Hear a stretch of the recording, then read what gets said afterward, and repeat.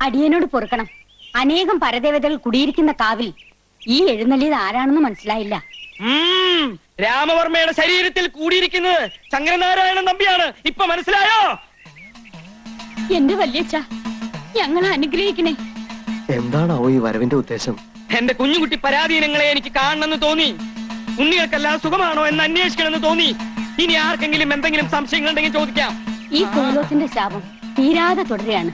വല്യച്ഛനെ അറിയാലോ, ബ്രഹ്മചര്യം തെറ്റിച്ചതിന്റെ പേരിൽ ഏറ്റവും അവസാനം മരണപ്പെട്ട പപ്പുത്തമ്പിയുടെയും കുമാരൻ തമ്പിയുടെയും കാര്യം എല്ലാം നമുക്കറിയാം. കർമ്മഫലമാണ്. ഉഗ്രരൂപിണിയായ ചുടലയക്ഷിയിൽ നിന്നും രക്ഷപ്പെടാൻ കടുത്ത ബ്രഹ്മചര്യവും മുറ തെറ്റിക്കാത്ത പൂജയും ശക്തനായ മന്ത്രവാദി മേപ്പാടന്റെ സ്തംഭന കർമ്മവും മാത്രമാണ് പ്രതിവിധി. പക്ഷേ ഇവിടെ അനുഷ്ഠാനങ്ങൾ തെറ്റിക്കാൻ പലരും ശ്രമിക്കുന്നുണ്ട്. മുറകൾക്കൊന്നും ഇതുവരെ ഒരു തെറ്റും വരുത്തിയിട്ടില്ല. മുറകൾ തെറ്റിച്ചത് ആരാണെന്ന് അങ്ങ് പറഞ്ഞാൽ അടിയൻ തക്ക ശിക്ഷ കൊടുത്ത് തെറ്റ് തിരുത്തിക്കോളാം. പറയാം. എവിടെ കൃഷ്ണൻ? കൈ കഴിക്കണം, ഒഴിച്ചു തരിക, അതാ സൗകര്യം. കൃഷ്ണേട്ടാ, അത് ശരി, ഇവിടെ കള്ളുകൂടിയായിരുന്നല്ലേ? ഞാനിന്ന് പറഞ്ഞു കൊടുക്കാം. ഞാൻ കള്ളുടിക്കേ, ഇന്ന് മദ്യ നോയമ്പല്ലേ, അതിന്റെ വഴിപാടായി കഴിച്ചതാ. മദ്യ നോയുമ്പോ? ആ, ഏകാദശി നോയമ്പ്, അമാവാസി നോയമ്പ് എന്നൊക്കെ കേട്ടിട്ടില്ലേ? അതേപോലെ മദ്യ നോയമ്പ്. ഇന്ന് മദ്യം കഴിച്ച പിതൃക്കൾക്ക് മദ്യശാന്തി കിട്ടുവേ. എന്ത് നോയുമ്പായാലും ശരി, ദേ കാവിൽ അമ്മാന്റെ ദേഹത്ത് വെളിച്ചം കയറിയിരിക്കണോ? ചേട്ടനെ അന്വേഷിച്ചു. ഈശ്വര, ചതിച്ചോ? ദേ മുത്തശ്ശിയോടൊന്നും പറഞ്ഞേക്കല്ലോട്ടോ. എനിക്ക് പ്രീ ഡിഗ്രിക്ക് ക്ലാസ് ഉണ്ടാവോ വല്യമ്മാവ? വല്യമ്മാവനല്ല, വല്യച്ഛൻ. നല്ല മാർക്കുണ്ടെങ്കിൽ പിന്നെ മെഡിസിൻ സീറ്റ് കാശ് കൊടുത്ത് ബുക്ക് ചെയ്യണ്ടല്ലോ കരുതിയ. ഇവക്ക് നല്ല മാർക്ക് ഉണ്ടാവോ വല്യച്ഛ? ഉണ്ടാവില്ല എന്ന് മാത്രല്ല, തോൽക്കുകയും ചെയ്യും. ഇനി എല്ലാവരും ഒന്ന് അനുഗ്രഹം വാങ്ങിക്ക.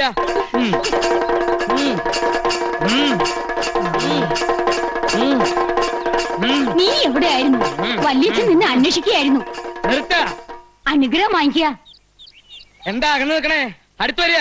വല്യച്ഛന് പോകാൻ സമയമില്ലേ? ഇനി അടുത്ത ആഴ്ച വരുമ്പോ അനുഗ്രഹം മേടിക്കാം. കുഞ്ഞിക്കാവിനോട് ഞാൻ പറഞ്ഞില്ലേ ഇവിടെ ചിലത് അനുഷ്ഠാനങ്ങൾ തെറ്റിക്കുന്നുവെന്ന്. ഇയാളെ കുറിച്ച് നമുക്ക് ചിലത് പറയാനുണ്ട്. ഇങ്ങോട്ട് മാറിക്ക. അങ്ങോട്ട് മാറിയിരിക്കുക. നമ്മുടെ ജ്ഞാനദൃഷ്ടിയിൽ ചിലത് വെളിപ്പെട്ട് കഴിഞ്ഞു. അത് കേട്ട് നിങ്ങൾ ആരും ഞെട്ടരുത്. നാം ആരോടൊന്ന് മനസ്സിലായോ? കാലിന്റെ മുടന്ത് കണ്ടില്ലേ? ഇത് ചെറിയച്ഛനാ. എന്റെ ഭദ്രകാളി, ചെറിയച്ഛൻ വല്ലാതെ കോപിച്ചിരിക്കുകയാണല്ലോ. ഇപ്പൊ ഞങ്ങൾ എന്താണാവോ ചെയ്യേണ്ടത്? ജീവിച്ചിരിക്കുമ്പോൾ തന്നെ ഈ വല്യച്ഛൻ എന്റെ ശത്രുവായിരുന്നു. ഇപ്പൊ എന്റെ ആത്മാവ് കുടിയിരിക്കുന്ന എന്റെ കൃഷ്ണനെ തള്ളി പറഞ്ഞാൽ ഞാൻ സഹിക്കില്ല. ഈ വല്യച്ഛൻ ചെറിയച്ഛനോട് മരിച്ചതിന് ശേഷവും പക തിരിക്കുകയാണ്.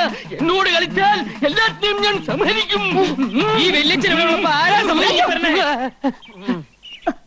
മുത്തശ്ശി, ഞാൻ എവിടെയാണ്? ഓർമ്മയില്ലാതെ എന്തൊക്കെ എന്റെ ദേഹത്ത് എന്തോ കൂടിയ പോലെ. അമ്മ അല്ല, വലിയ പൊറുക്കണേ. തൽക്കാലം ഞാൻ നിന്നെ വിട്ടിരിക്കണു. കരിക്ക് കൊണ്ടുവരിക. എനിക്ക് പോകാൻ സമയമായി.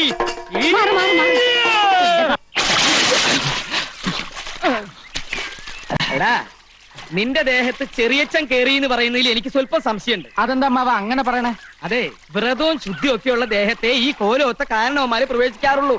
നിനക്ക് ഈ ഇടയായിട്ട് സ്വല്പം ചുറ്റിക്കളിയൊക്കെ ഉണ്ടെന്ന് ഞാൻ അറിഞ്ഞിരിക്കണു. നല്ല കഥയായി. എനിക്ക് ജീവനിൽ പേടിയില്ലെന്നാണോ അമ്മാവൻ വിചാരിക്കണേ? അമ്മാവൻ വ്രതമൊന്നും തെറ്റിക്കാണ്ടിരുന്നാ മതി.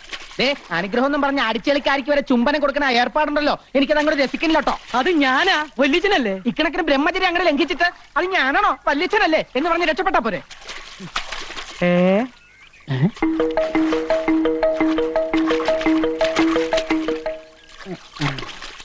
കണ്ടോ, സ്ത്രീകളെ കാണുമ്പോൾ ഈ നോട്ടം തന്നെ ശരിയല്ല. ഞാൻ ആരാണെന്ന് നോക്കിയതാ. അത് ഞാൻ നോക്കി പറഞ്ഞു തരാലോ. നമ്മുടെ അടിച്ചെളിക്കാരി മീനാക്ഷിയാ. യോ, നോക്കി നിന്ന് കൺട്രോളുകളാ ഞാനില്ല. ഞാൻ പോവാണേ. എനിക്ക് നല്ല കൺട്രോൾ ഉണ്ട്. നീ പോയിക്കോ. എനിക്ക് ഇത്തിരി നേരം കൂടെ കുളിക്കണം.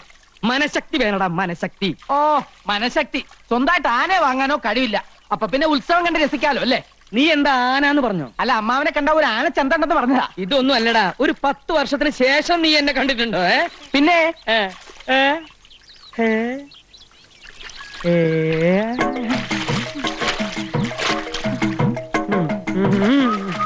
മനഃശക്തി തരണേ.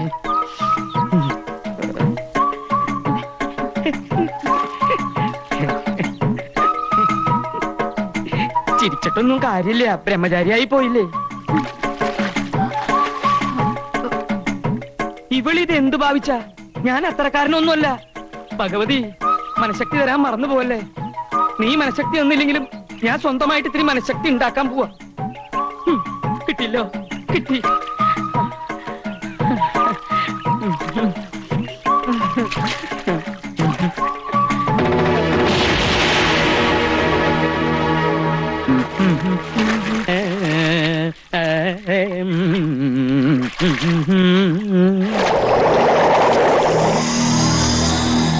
മീനാക്ഷി, മീനാക്ഷി, ഒന്ന് പൊങ്ങു മീനാക്ഷി. എനിക്ക് പ്രഷറുള്ളതാ. ടെൻഷൻ ഉണ്ടാക്കല്ലേ. പൊങ്ങു മീനാക്ഷി. നീ ഏതാ? എന്നെ അറിയില്ലേ? ഞാനിവിടുത്തെ ദാസിപ്പെണ്ണ. ദാസിപ്പെണ്ണോ? ആ, അപ്പൊ മീനാക്ഷിയല്ലേ അവിടെ കുളിച്ചോണ്ടിരുന്നത്? മീനാക്ഷി പോയല്ലോ. അതല്ലേ ഞാൻ തമ്പുരാന്റെ അടുത്തേക്ക് വന്നത്. ഇപ്പൊ ഇവിടെ ഞാനും തമ്പുരാനും മാത്രമേ ഉള്ളൂ. എനിക്ക് തമ്പുരാന് വലിയ ഇഷ്ടാ. നിന്നെ കണ്ട ഒരു ദാസിപ്പെണ്ണാണെന്ന് പറയില്ല. മംഗല്യ സൗഭാഗ്യം ഉണ്ടായിരുന്നെങ്കിൽ നിന്നെ ഞാൻ തമ്പുരാട്ടിയാക്കിയാലേ. എങ്കിൽ അതെന്റെ ഭാഗ്യ. ദേ, സന്ധ്യാസമയത്ത് ഇങ്ങനെ ഒറ്റയ്ക്കൊന്നും ഇറങ്ങി നടക്കരുത്. ഇവിടെ സർവത്ര കുഴപ്പങ്ങളാ. എനിക്ക് പേടിയൊന്നുമില്ല. പേടിക്കണം. ദുരാത്മാക്കള് പലതും അലഞ്ഞു നടക്കണ സ്ഥലാ ഇത്.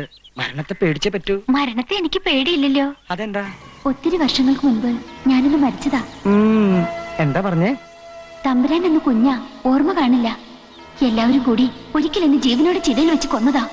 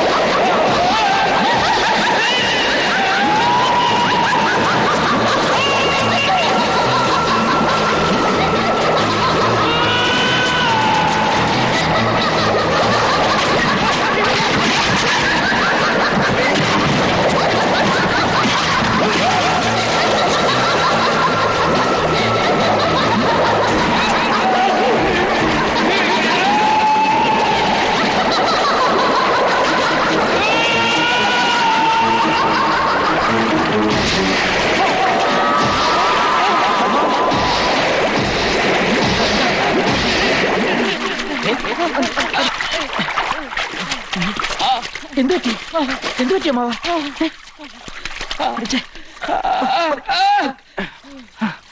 എന്താ എന്താ ഇവിടെ ഒരു ബഹളം?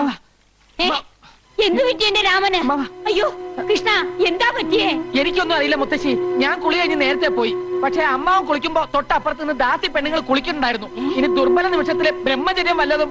ചതിച്ചോ ഭഗവതി? പണിക്കരെ, ഉടനെ മേപ്പാട്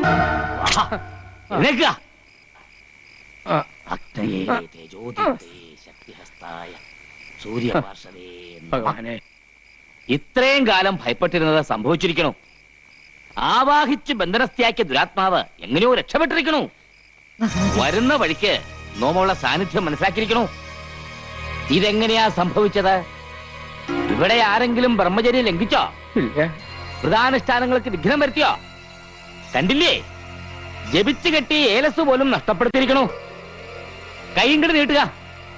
ജീവൻ തിരിച്ചു കിട്ടിയത് ഏതോ മഹാഭാഗ്യമെന്ന് കരുതിയാ മതി. ഈ കുടുംബത്തിനെ ആപത്തിന്ന് രക്ഷിക്കാൻ മേപ്പാടിനെ പറ്റൂ. തമ്പുരാട്ടിക്കറിയില്ലേ, അവളത്ര നിസ്സാരക്കാരിയല്ല. ഗർഭിണിയായിരിക്കുമ്പോ ജീവനോടെ വെന്തരിഞ്ഞവളാ. ലോകത്തൊരു മാന്ത്രികനും പെട്ടെന്ന് അവളെ ആവാഹിക്കാൻ പറ്റില്ല. 41 ദിവസത്തെ വ്രതാനുഷ്ഠാനങ്ങൾ ഹോമങ്ങളും ചെയ്ത് കരുത്താർജിച്ചാണ് അന്ന് അവളെ നാം ആവാഹനം ചെയ്തത്. വീണ്ടും ആ കരുത്ത് നേടേണ്ടിയിരിക്കണോ? ഇല്ലെങ്കിൽ നമ്മെ പോലും അവൾ അപകടപ്പെടുത്തിയിരിക്കും. തൽക്കാലം എല്ലാവരും കരുതിയിരിക്കുക. ജപിച്ചു കെട്ടിയ ഏലസ് നഷ്ടപ്പെടാതെ സൂക്ഷിക്കുക. കടുത്ത ബ്രഹ്മചര്യവും കർമ്മങ്ങളും കർശനമായി പാലിക്കുക.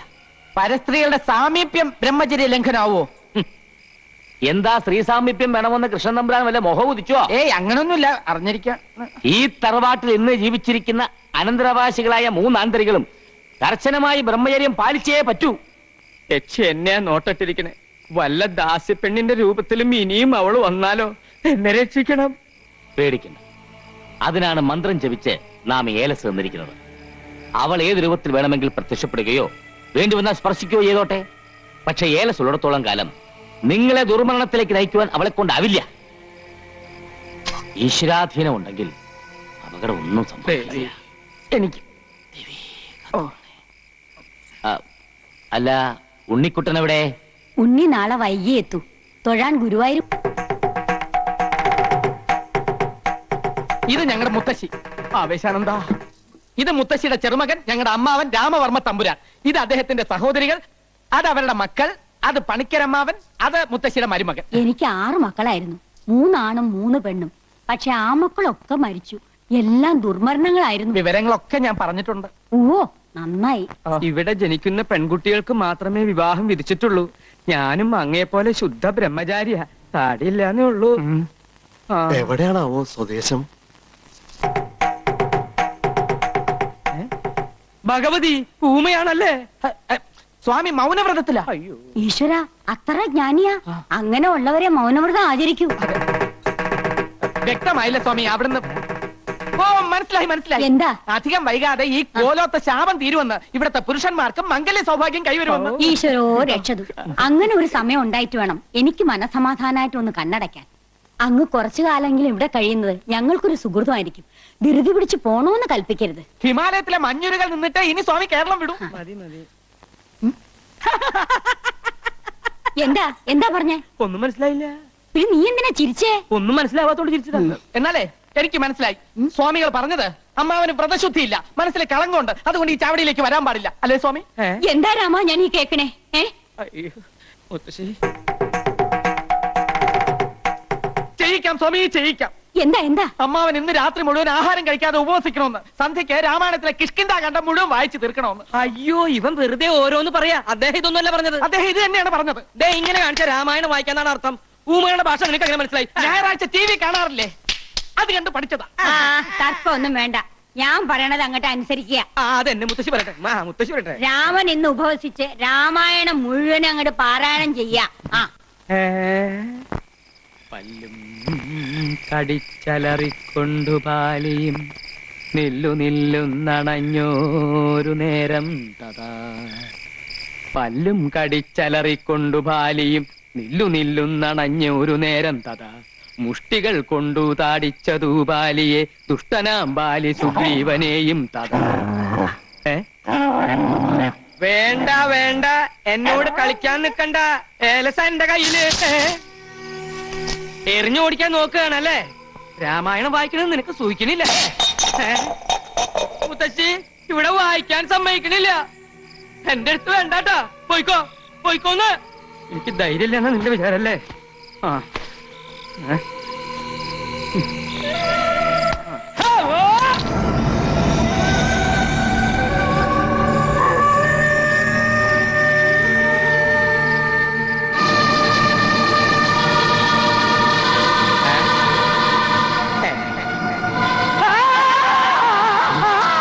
അയ്യേ, ഇത് ഞാനാണ് മാവ. ഒറ്റടിയുണ്ടല്ലോ. ഇങ്ങതാ പോ. ഇതെന്റെ കയ്യിലിരിക്കട്ടെ, എനിക്കിതുകൊണ്ടൊരാവശ്യമുണ്ട്. അമ്മാവന്റെ ശബ്ദമൊന്നും കേൾക്കണില്ലല്ലോ. കിഷ്കിന്ധാകാന്ഡം ഇത്ര പെട്ടെന്ന് വായിച്ചു തീർന്നോ? മുത്തശ്ശി ഇത് ഞാനാ. കുട്ടികളെ മാറിട്ടില്ല നിനക്ക്? മനുഷ്യന്റെ നല്ല ജീവൻ അങ്ങ് പോയി. അതിനുള്ള ശിക്ഷയായിട്ട് യുദ്ധകാന്ഡം കൂടി വായിച്ചു തീർക്കട്ടെ അല്ലേ? അതെ അതെ, മുഴുവൻ ഇരുന്ന് വായിക്ക. ഊണ് കഴിച്ചിട്ട് വായിച്ചാ പോരെ? എന്റെ കുട്ടിയോട് ഞാൻ പറഞ്ഞിട്ടില്ലേ ത്രിസന്ധിക്ക് മുമ്പ് കോലോത്ത് വരണോന്ന്? ഇവിടെ എന്തൊക്കെയാ നടക്കണെന്ന് അറിയോ നിനക്ക്? എന്റെ മുത്തശ്ശി ഇവിടെ ഉള്ളപ്പോ എനിക്കൊന്നും സംഭവിക്കില്ല. ആ എന്റെ കുട്ടി ആഹാരം കഴിച്ച് കിടന്നോളൂ, സമയം ഏറെയായി. അത് ശരിയാ. ചെന്നിരുന്ന് വായിക്കടാ. പല്ലും കടിച്ചലറിക്കൊണ്ടു ബാലിയും നില്ലുന്നില്ലെന്നണഞ്ഞൊരു നേരം തഥാ.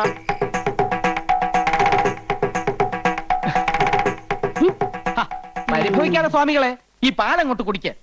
നിവർത്തിയേടുകൊണ്ടല്ലേ എനിക്ക് ഇങ്ങനെയൊക്കെ ചെയ്യേണ്ടി വരുന്നത്. എല്ലാറ്റിനും എന്നെങ്കിലും ഒരു പരിഹാരം ഉണ്ടാവും. താൻ വിഷമിക്കണ്ട.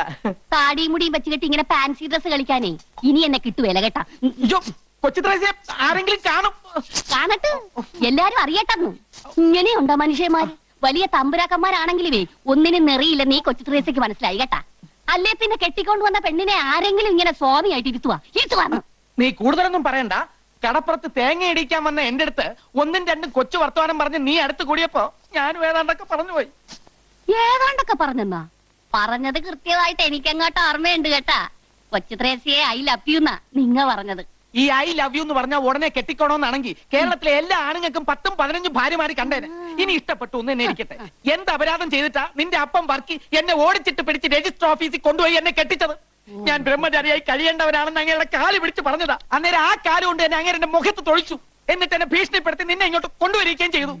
കഴിഞ്ഞതൊക്കെ കഴിഞ്ഞ് ഇനി നമുക്ക് എല്ലാം അങ്ങോട്ട് മറക്കാം. തിരുമേനി എല്ലാം ഞാൻ മറക്കാം, എന്റെ ബ്രഹ്മചര്യം ഒഴിച്ച്. കൊച്ചുത്രേസ്യെ, എനിക്ക് എന്റെ ജീവനിൽ കൊതിയുണ്ട്. നമ്മുടെ രഹസ്യ വിവാഹം കഴിഞ്ഞെങ്കിലും മേപ്പാടം കൽപ്പിക്കുന്നത് വരെ ഞാൻ സ്ത്രീ സുഖം അനുഭവിക്കുന്ന പ്രശ്നമേ ഇല്ല. അയ്യോ, അങ്ങനെ പറയല്ലേ. തമ്പുരാൻ അറിയാവാ, ഇന്ന് നമ്മുടെ ആദ്യ രാത്രിയാണ്. എന്റെ കാളരാത്രി അന്ന് കടാപ്പുറത്ത് വെച്ച് ആദ്യമായി തമ്പുരാൻ എന്നെ ഇഷ്ടമാണെന്ന് പറഞ്ഞ ദിവസം ഓർമ്മയുണ്ടാ? ദുർദിനങ്ങൾ ഞാൻ ഓർമ്മിക്കാറില്ല. എനിക്ക് നല്ല ഓർമ്മയുണ്ട്. അന്ന് അയലയും മത്തിയും ചാകര വന്ന ദിവസിയാണ്.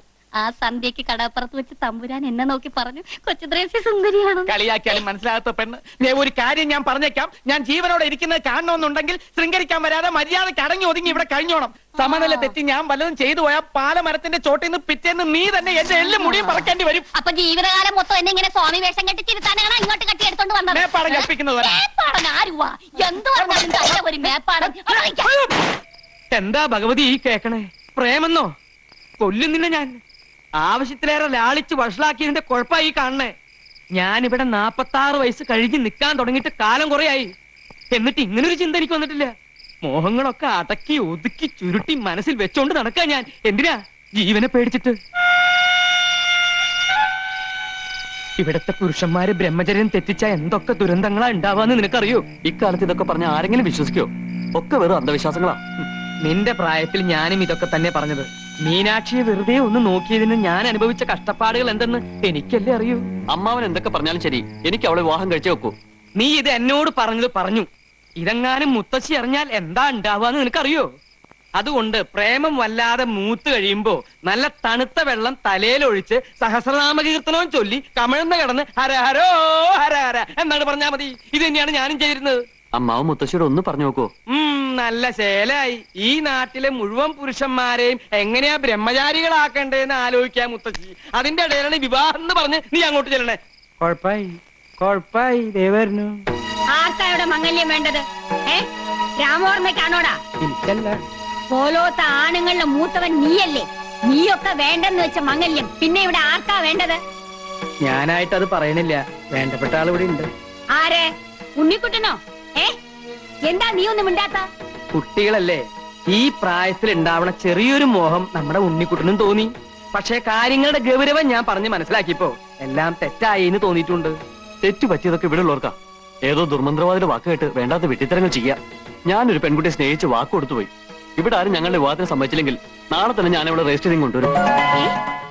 ഉണ്ണിക്കുട്ട, ആരോടാ എന്താ സംസാരിക്കണമെന്ന് അറിയോ? നീ സംബന്ധം കഴിച്ചാൽ നിനക്ക് മാത്രല്ല ഇവിടെയുള്ള എല്ലാ പുരുഷന്മാർക്കും അപകട. കോലോത്ത് വീണ്ടും ദുർമരണങ്ങൾ ഉണ്ടാവും. പോലോത്ത ആചാരങ്ങളും അനുഷ്ഠാനങ്ങളും ലംഘിച്ചാൽ കടുത്ത ശിക്ഷയായിരിക്കും കിട്ടുക.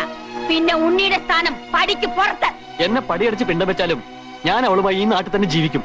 ഈ കോലത്ത് ഞാൻ കാരണം ദുർമരണങ്ങൾ നടക്കുന്നുണ്ടെന്ന് എനിക്കൂടെ അറിയണല്ലോ. ഇല്ല, നിനക്ക് എന്തോ ബാധ കയറിയിരിക്കുകയാണ്. ഇല്ലെങ്കിൽ എന്റെ ഉണ്ണി ഇങ്ങനൊന്നും പറയില്ല. ആരോ മോഹിപ്പിച്ച് എന്റെ ഉണ്ണിയെ മയക്കിയിരിക്കണു. വേണ്ട, ഇനി ദുർമരണങ്ങൾ കാണാനുള്ള ശക്തി എനിക്കില്ല. പണിക്കരെ, എന്തെങ്കിലും ധിക്കാരം കാണിക്കുന്നതിന് മുമ്പ് എന്റെ ഉണ്ണിയെ മുറിക്കകത്ത് അടച്ചിടുക. കുറച്ചു ദിവസം പുറത്തൊന്നും പോണ്ട. എനിക്ക് എന്റെ കുട്ടിയുടെ ജീവനാ വലുത്. വേണ്ട, എന്റെ ആഗ്രഹം സാധിച്ചു തരാത്ത മുത്തശ്ശിയും വീടും ഒന്നും എനിക്ക് വേണ്ട. നീ എന്താ പറഞ്ഞത്? ഞാൻ പോവാ. ഉണ്ണി, അവിടെ നിൽക്കാനാ പറഞ്ഞത്. ഉണ്ണി!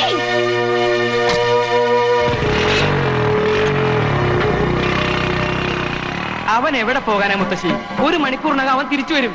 വരണ്ട. ഈ ആഗ്രഹം മനസ്സിൽ വെച്ചോണ്ടിരിക്കുന്നവൻ ഇനി കോലോത്തേക്ക് വരണ്ട. ഞാൻ ഇങ്ങോട്ട് വന്നിട്ട് നേരം കുറെ ആയേ ത്രേസ്യ. ഇനി അങ്ങോട്ട് പോട്ടെ. അങ്ങനെ ഇപ്പൊ പോവേണ്ട കേട്ടാ. കുറച്ചു നേരം കൂടി ഇരുന്നിട്ട് പോയാ മതിയെന്ന്. അയ്യോ, ഞാൻ ഇവിടെ ഇരുന്നിട്ട് ഒരു പ്രയോജനവും ഇല്ല. മേപ്പാടൻ എന്ത് പറഞ്ഞാലും നിങ്ങളുടെ ഒരു മേപ്പാടൻ. അയാളെ എന്റെ കയ്യിലോട്ടൊന്ന് കിട്ടട്ടും. അയ്യാക്കട ഒരു ദുർമന്ത്രവാദം. ആരാണ്ട് വരുന്നു. അങ്ങ് അകാലം അല്ല ത്രികാലജ്ഞാനിയല്ലേ സ്വാമി? ശരണം ശരണം പൊന്നയ്യപ്പ. സ്വാമി അല്ലാതെ ശരണമില്ല. സ്വാമി ശരണം. രക്ഷിക്കണം. എന്റെ ഉണ്ണി ഈ കുടുംബത്തിന്റെ അന്തകനായി മാറാൻ പോണു. അവന് വിവാഹം കഴിക്കണമെന്ന് ഏതോ ഒരു പെണ്ണുമായി അവന് പ്രേമമാണെന്ന്. ഈ കുടുംബത്തിലെ പുരുഷന്മാർക്ക് ഈ ജന്മത്ത് സ്ത്രീ സുഖം പാടില്ലെന്ന് അറിയാലോ. എന്റെ മോന്റെ മനസ്സ് മാറ്റാൻ എന്തെങ്കിലും ഉപദേശിക്കണം. ഒന്നും മനസ്സിലാവുന്നില്ല. മനസ്സ് മാറ്റിത്തരാൻ ശ്രമിക്കാമെന്ന് അദ്ദേഹം പറയുകയായിരുന്നു. മാത്രമല്ല, ഈ കോലോത്തെ ആണുങ്ങൾക്ക് വിവാഹം കഴിക്കാൻ കഴിയുന്ന തരത്തിൽ ഒരു വിശേഷാൽ പൂജ നടത്തി തരാനും അദ്ദേഹത്തിന് ഉദ്ദേശമുണ്ട്. എന്ത് പൂജ നടത്തിയാലും അത് ശരിയാവില്ല സ്വാമി. കർമ്മികളിൽ വെച്ച് കർമ്മിയായ മേപ്പാടിന് പോലും ഈ കുടുംബത്തെ ബാധിച്ചിരിക്കുന്ന ദുരാത്മാവിനെ പേടിയാ. അത്രയ്ക്ക് ഭയങ്കര അവള്. അതിനേക്കാൾ ഭയങ്കരിയ എന്റെ കുട്ടിയെ മയക്കി വശത്താക്കി അവൾ. ഇവിടത്തെ കുട്ടികളെ വശത്താക്കി കുടുംബം നശിപ്പിക്കാൻ വരുന്നവളെ ഈ ഭൂമിയിൽ ഞാൻ വെച്ചേക്കില്ല.